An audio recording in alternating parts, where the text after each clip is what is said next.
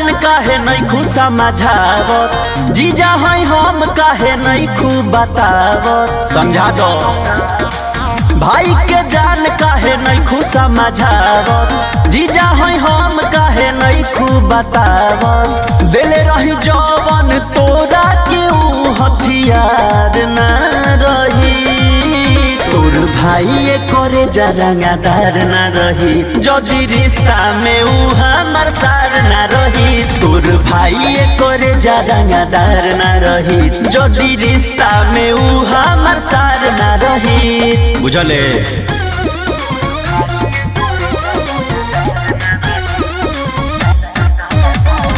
Music by Arya Sharma.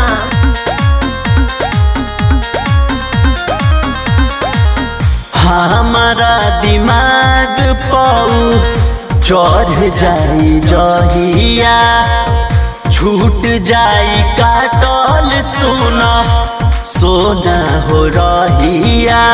अरे उ पगला गइल बा रे। हमारा दिमाग पाऊ चढ़ जाई जहिया, छूट जाई काटल सोना सोना हो रहिया।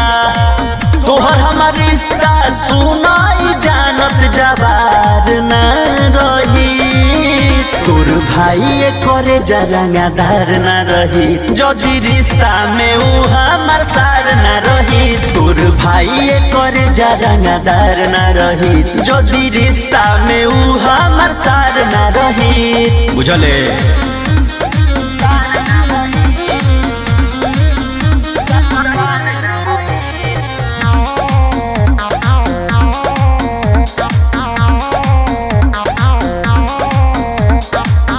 करताटे अति मती घूमता बिगाड़ी के, जाके समझा दो ना तो फेंक देहब मारी के, लाशों के पता ना चली। करताटे अति मती घूमता बिगाड़ी के, जाके समझा दो ना तो फेंक देहब मारी के।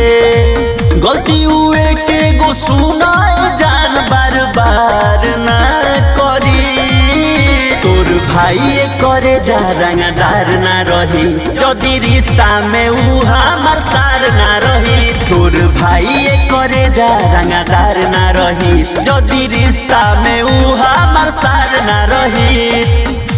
जाके समझेबू कि ना।